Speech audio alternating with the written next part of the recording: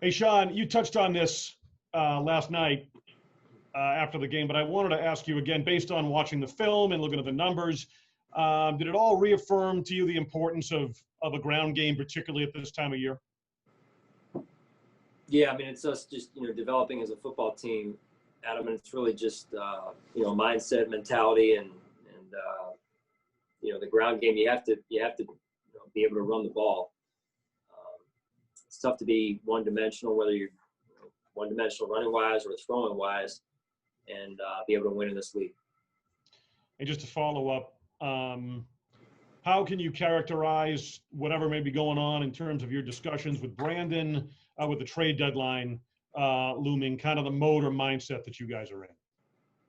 Yeah, I know Brandon is always looking for ways to improve our football team, and I know the deadline is fast approaching here. So, nothing we know of right now in terms of in the works, but I know he's continuing to watch and see if anything would be a right fit for us. You're 6-2 and in first place, obviously, having had a good amount of success. Do you feel you need more to push you over the top? Well, I like the players that we have in our locker room, and I have a lot of confidence in the players we have inside our building. So, I'll leave the rest of it up to Brandon.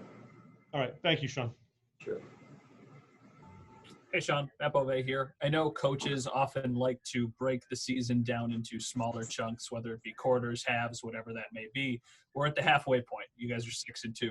From your vantage point, what have you guys done well, and what still needs to be better? Well, there's certainly things that we've done well.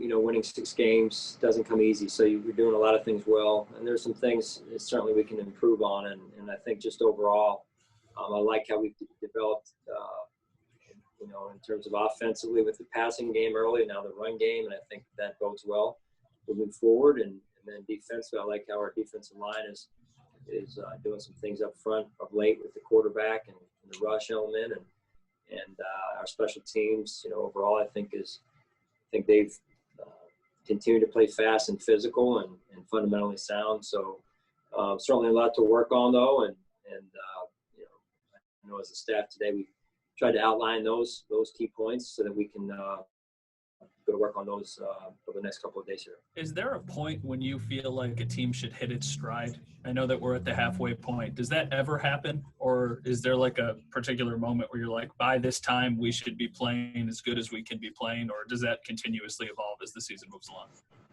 Well, I think most coaches would say that they want to hit their stride in November and December, when the leaves are coming off the trees. I think overall, at the end of the day, you're always trying to just win one game. And rosters change week to week. Lineups change week to week because of injuries and the challenges that normally come, and then now with COVID. So right now you're just trying to find 1 week wins and do the best you can to put the best lineup out there. Thanks, Sean. Sure. Hey, Sean, good afternoon. Always good to see you. You too, Sal. So when Josh Norman had his punch out in Vegas, he talked about, learning it from Charles Tillman, the peanut punch. And I know you have a relationship with Charles, and I believe back in 2017 he visited practice for a little while, and you guys he talked about that. But then Justin did the same thing basically yesterday. So how much of that is actually taught at practice on the smaller scale? And a bigger picture here is how much of that has changed coaching defensive football and a way to go after a football and actually becoming an actual technique of the game? Well, it is something that we teach. At the end of the day, the players are the ones that have to execute it. But Leslie and his staff, and I know Heath and Smiles, our defense or our special teams coaches, do a great job of emphasizing that and coaching it. And we try and do it on the other side, on the offensive side and special teams side, of securing the ball as well. So it's become a fundamental for us on both sides of the ball and special teams, and one that we take seriously. And on the recovery, the little things that go unnoticed, I know that, teaching guys to always go to the football, always go to the end of the play, being right there. A guy like Dean Marlowe, I asked him about it afterwards. Does that not speak to, is that a great film lesson you can teach us? Say, that's why we teach you to go all the way to the play. That's why you took the words right from, that's why we run to the ball. And you got to play longer and harder. And I think it just goes to show you never know what play is going to make the difference. It could be the last play of the game. It could be the first play of the game. You got to do it every play. And that's the discipline side of it, right? Being 111th and embracing that mentality. And another great example of it, Sal, is Tyler Metikevich's play on the onside, surprise onsides there. So, are you going to be disciplined on every other play or every play? And that's a mindset, and our players do a great job embracing that mindset. No one can ever complain about pursuit drill when they see something like that. That's right. That's right. Thanks. Hey, Sean, you guys added Darren Leeds, your practice squad. What did you see from him in his workout, and what could he potentially bring in that linebackers room?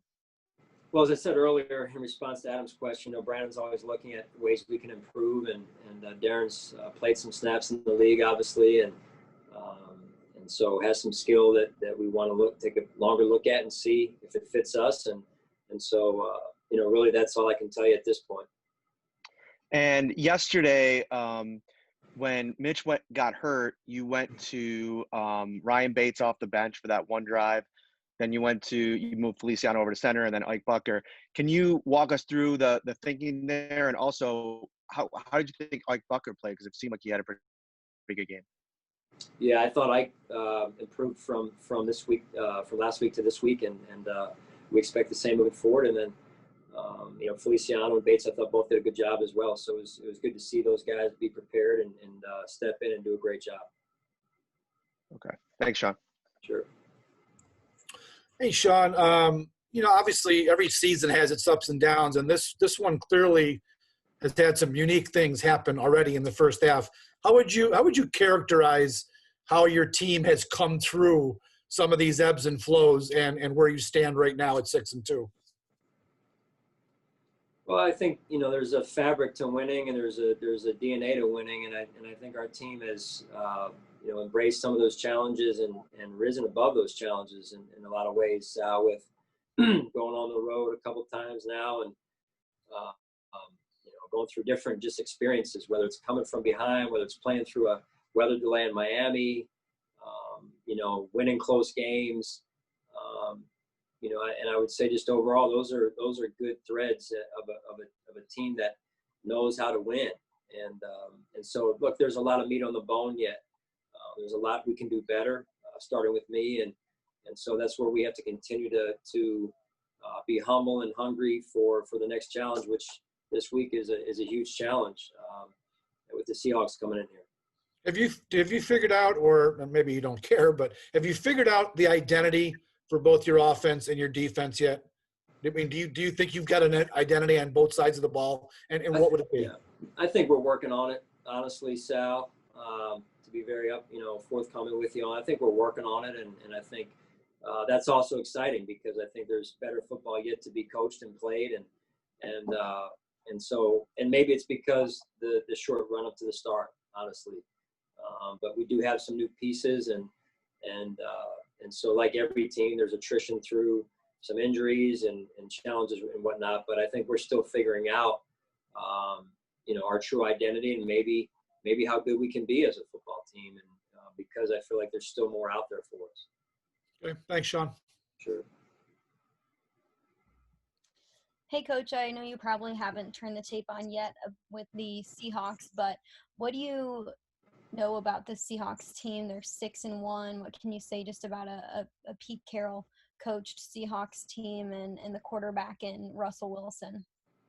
Yeah, I mean, a lot of respect for Coach Carroll, one of the best to coach our sport in professional football for, a long time now. And so Super Bowl winning coach, and Russell Wilson, a talented roster, along with Russell, and dynamic playmakers. I think they're the highest scoring offense in the league. So we won't sleep much this week. Maybe they will, but I can tell you we won't. And but we've got to have a great week of preparation, and we've got a lot of respect for them and what they do. Thanks, Coach. Sure.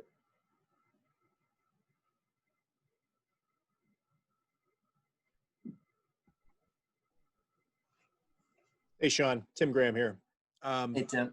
Can you give an update on Mitch Morse?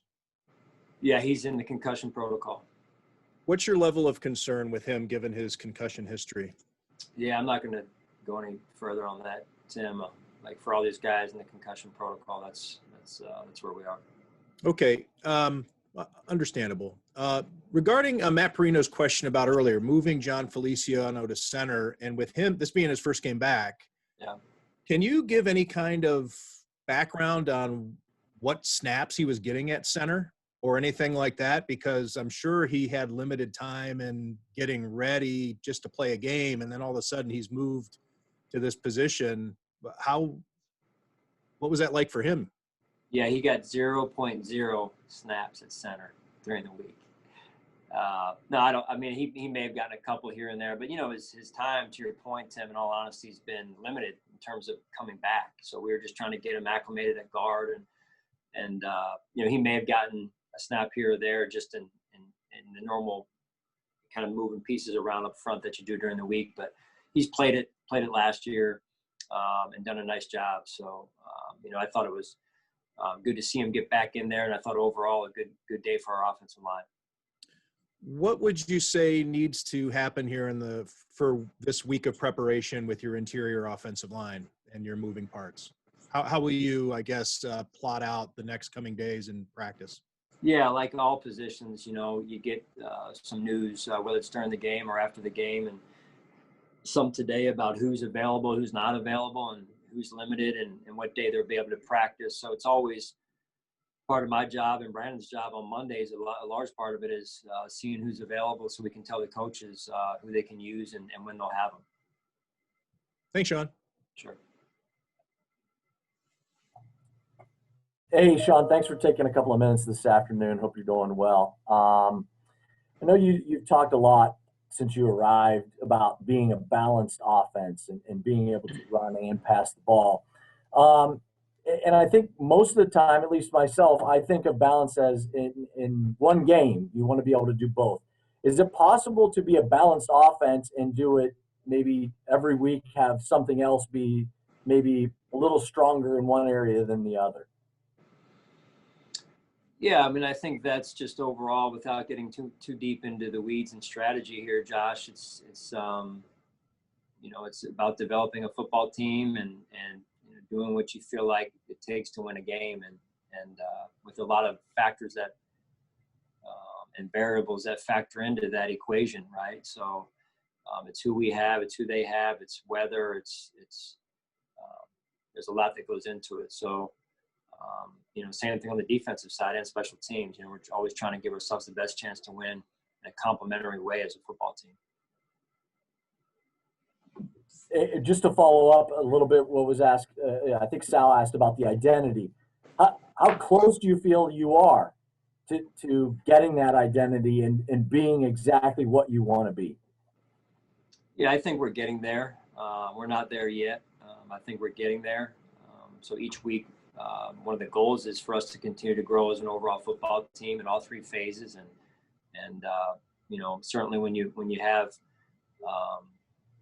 opportunities like we had this past weekend, it gives you grow stronger when you share experiences as a football team. And I think one of the other questions was about moments and what you have. And so I understand we're at the halfway point. Everyone wants to write that story.